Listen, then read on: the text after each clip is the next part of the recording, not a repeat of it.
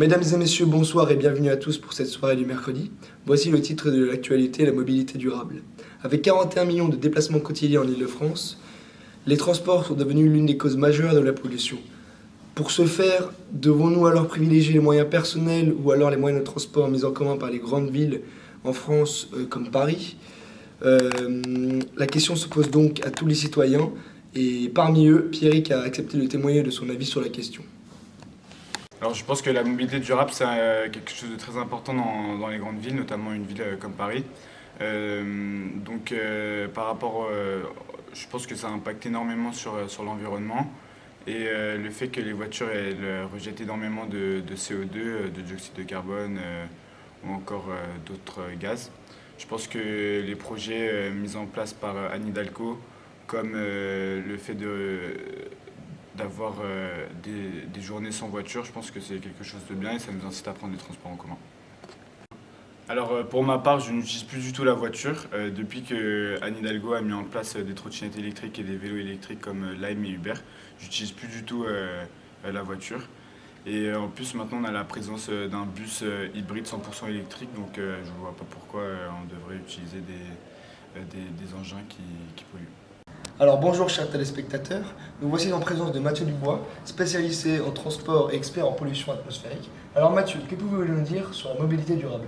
Avant tout, j'aimerais vous parler des bus. Donc nous savons que c'est un moyen de transport très pratique et peu polluant par rapport à si chacun prenait sa voiture et l'utilisation de voitures personnelles. Avec 25 grammes d'équivalent carbone par passager et par kilomètre, le bus est bien plus avantageux que les voitures qui en consomment plus de 100. Par comparaison, l'avion court courrier consomme 100 également. Le train 3 grammes et le bateau 0,2 grammes seulement. Le bus est donc une bonne alternative pour se déplacer de nos jours. Cependant, il est inadmissible qu'avec les avancées technologiques actuelles en termes de motorisation électrique et hydrogène, la majeure partie des bus en circulation fonctionnent encore à l'essence. Cependant, certaines compagnies de bus se tournent vers des bus à l'hydrogène.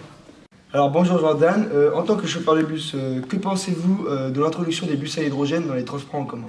Alors moi, ça fait 7 ans que je suis chauffeur de bus. De base, je conduisais des bus diesel qui consommaient énormément, qui faisaient du bruit, etc. C'était pas agréable. Là, ça fait 2 mois que je suis dans la ligne 264 qui fait Versailles-Juan-Josas. Ça a vraiment changé plein de choses parce que les bus à hydrogène ne rejettent aucune particule dans l'atmosphère comparé à des bus électriques ou diesel par exemple. De plus, comparé à l'électrique, le bus à hydrogène n'a besoin d'être chargé que 20 minutes pour pouvoir rouler plus de 300 km, c'est-à-dire faire à peu près 2 jours de bus sans pouvoir recharger mon bus. Du coup, c'est un grand gain de temps et d'énergie. Et donc êtes-vous fier de cela? C'est une très grande fierté d'être le premier conducteur de bus à hydrogène en France. J'ai entendu dire que de prochains bus allaient sortir sur d'autres lignes, mais c'est vraiment une grande fierté de pouvoir contribuer à l'écologie tout en étant chauffeur de bus. Très bien, merci Jordan. Eh bien, chers téléspectateurs, merci de nous avoir écoutés. Nous vous souhaitons une bonne soirée et on se retrouve la semaine prochaine.